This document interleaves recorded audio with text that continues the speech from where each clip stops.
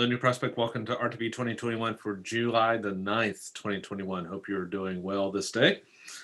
So our text today, we've got Joshua chapter 11, then we have Psalm 144, Jeremiah 5, and then Matthew 19. Why don't we start with Joshua once again today? So in Joshua, remember that yesterday we were dealing with the conquest of the southern uh, city-states, the southern areas of the Promised Land. Now we're moving on to the northern regions, and that's what we have here. And it starts with the chief of the cities of the north, these city-states, which is Hatzor, which was if you look archaeologically, is the largest of the what they call tells. These were those mounds where the cities would have been located, these high places where the cities would have been located that were more easily defensible. And then probably the largest of those tells, those archaeological sites, is the ancient city of Hatzor.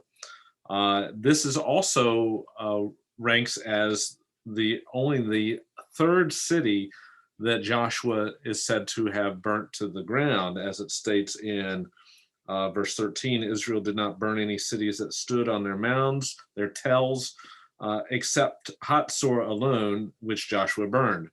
So quite successful conquest. But oftentimes I think we have this perception that Joshua went in and killed everybody and conquered all the cities and burned them to the ground. That's not actually what happened. Especially as we get to the book of Judges, we'll figure out that that's definitely not what happened, because Israel is still trying to fight off these Canaanites and end up basically living beside many of them. But of course, God had instructed them to do otherwise. Now, the good thing though about Jericho, Ai, and Hatzor is that since they are said to have been burnt to the ground, we can actually go back and see archaeologically, is there evidence of them being burnt, not necessarily burnt by Joshua, but is there evidence of destruction that we can find in these cities? And one of the interesting things about, and I think there is for Jericho and Ai, and I'm not going to talk about those at this point, but in the ancient city of Hatzor, one of the interesting things that they found a pretty extreme burn layer that I think is datable to that time period of Joshua, depending on how you date and depending on which archaeologists you talk to. But one of the interesting things that they found in that burn layer were desecrated idols. Now, again, in the ancient context, these other Canaanite city-states and civilizations and people groups would not, even the Mesopotamians or the Egyptians, would not have desecrated idols. That's not, if you're polytheistic, that's not something you do. But they found their paws chopped off, their faces desecrated, and these types of things. Well, who would do such a thing? Except that in the book of Deuteronomy, that's exactly what they're commanded to do, is to desecrate the idols of these false gods as they go into these different cities. Who could do such a thing? I think the answer is pretty obvious. Critical scholars, liberal scholars think otherwise. They may attribute it to other civilizations, other city-states, other nations. But we have a text where people are actually instructed to do it. Why can't it be them? Well, they don't want to admit that it could be the Israelites. So anyway, but this is basically the account of northern Palestine being taken, and we'll move on. That's enough for that. Let's move on to Psalm 145. Is that right? 144, I'm sorry. So here we have a psalm that's kind of more of a royal psalm, and it has some language here that probably you recall from other psalms. So, for instance, when it talks about the Lord is a fortress and a rock and a deliverer and a stronghold, you might think back to Psalm 46. And when it talks about what is man that you take knowledge of him, the Son of Man that you think of him or care for him, then you perhaps are looking back to Psalm 8. In fact, let me just make sure of this. It's a little bit of a different language here, thinking of. In fact, in Psalm 8, it's what is man that you take knowledge of him. That's not what I want to do. trying to get the Hebrew up here on my screen. Technology. Actually, yeah, in both cases, the two verbs are different. And in Psalm 8, it's what is a man that you remember him, and what is a man that you visit him. So it's God acting in covenant relationship to save his people. I think the idea is somewhat similar here, that God would take notice of from his stronghold, from the rock that he dwells upon, that he would take notice of those who are just mere breath. By the way, that phrase, mere breath, is the same phrase, it's hevel in Hebrew, the same phrase that is used in the book of Ecclesiastes, that's often translated as vanity. Vanity of vanities, all is vanity. It's referring to the passing nature of the things that we pursue in this life. In the book of Ecclesiastes, here he's referring to mankind as being passing, as being transitory, as being ephemeral, as being here and gone, just like the wind, just like a breath. It's a very stark contrast here, isn't it? And yet the psalmist takes comfort in this. This idea that though we are this status as being just here and gone, God has in fact taken notice of us. And how has he taken notice of us? How has he thought of us? Well, he's taken notice and thought of us, and that this great God of the universe has bent the heavens to come down, has condescended to know and to love us, but also to defend, to protect, to extend loving kindness to us. All these different things. And this is what amazes the psalmist and cause him to cry out with this psalm, the contrast between who we are and who God is. If you ever want to stimulate your prayer life and your praise life, meditate on who you are, and then meditate on who God is and what he has done despite who we are. That's Psalm 144. Jeremiah 5 is continuing the passages of judgment that we've been talking about for the past few days now, and specifically, you'll find God is calling them out for crimes of injustice, of crimes of perversity, of crimes of hypocrisy. He is even looking to find even one person who does justice, verse 1. And who does truth. It kind of recalls back to Sodom and Gomorrah. If you can find just a couple people, then I'll spare. This is referring to an increasingly imminent judgment that Jeremiah is calling out for, and as predicting in this prophecy. And it's going to be a devastating judgment, as he says in verse 17.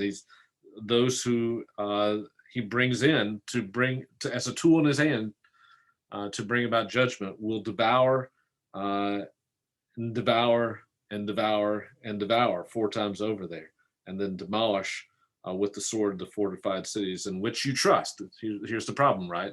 They're trusting in themselves, they're trusting in other nations, they have become committed covenantally to these other gods even, and they have not trusted in God. And because they have trusted in these other things, it's going to bring about a devastation for them, which is an exhortation for us today too, isn't it?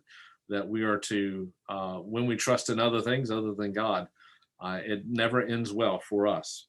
And yet Jeremiah always has sprinkled in his prophecies messages of hope, and that's what we have even in verse 18. Yet even in those days I will not make you a complete destruction. There's always that idea that God, even though he brings in the Bible, even though he brings judgment and devastation as discipline on his people, he still preserves a remnant. God is a promise-keeping God, and that he will fulfill his promises to his people no matter what. And then finally, let me just say, and I'll talk about this more in coming days, the people who are really held to account are the leaders of Israel. So the Jewish leaders, the prophets and the priests in this case, but we'll also see that Jeremiah very much holds the kings to account as well. So for instance, verse 13, the prophets are as wind, and the word is not in them, thus it will be done to them. And then finally, looking down at verse 31, the prophets prophesy falsely, the priests rule, and yet the people are still culpable because, look at verse 31 again, my people love it so. So they're being led astray, but they are willingly following that lead. So that's Jeremiah 5. So we've done Jeremiah 5, we've done Joshua 11, we've done Psalm 144, and that leads us to Matthew 19. So Matthew 19, again, I've talked about this passage before, but we have really two challenging texts. I mean, I've said this before, and you've heard me say this before, that many times, when we really realize what Jesus actually was teaching, it's hard. In fact, in this case, the teaching is so hard that the disciples cry out, who then can be saved? And Jesus obviously responds, with people, this is impossible, but with God, all things are possible. But all that to say, some of Jesus's teachings are hard. They're hard, especially even in our context today.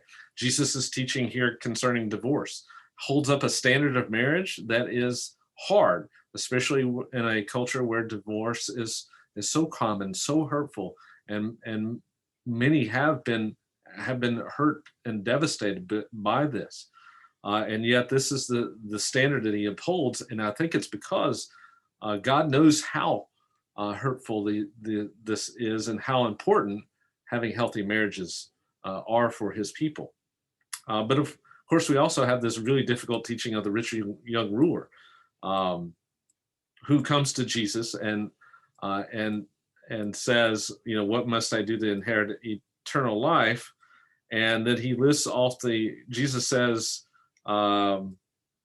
if you wish to enter into life, keep the commandments, follow after the commandments that God has given you, follow after these covenant prescriptions. And then he said, which ones? Jesus says, all these, and he doesn't mention coveting here. He mentions all of them except for that. And then he, at least all the horizontal ones. And he doesn't mention the first three, or the first four, actually. And he actually adds in Leviticus 19:18, love your neighbor as yourself. And then the rich ruler says, all of these things I've done, what am I still lacking? Jesus says, go and sell your possessions. Well, Jesus is putting his finger on specifically the commandment, which is that covenant value that the man had struggled with, which is coveting. He has all this wealth, and it's because of his coveting nature. He hadn't given the Lord his total obedience and total.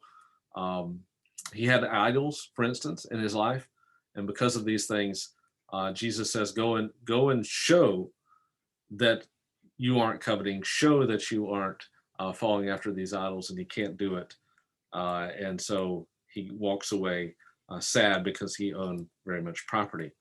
But here, I think it's Jesus is speaking about how difficult it is for any of us to hold to this standard. And yet, with God, all things is possible because we have a Christ who held the standard for us, who obeyed the Lord and was righteous for us. And we have his righteousness now because of his sacrifice on the cross. So, great text for us today. And I hope you have a great rest of the day on this day, July 9th, 2021.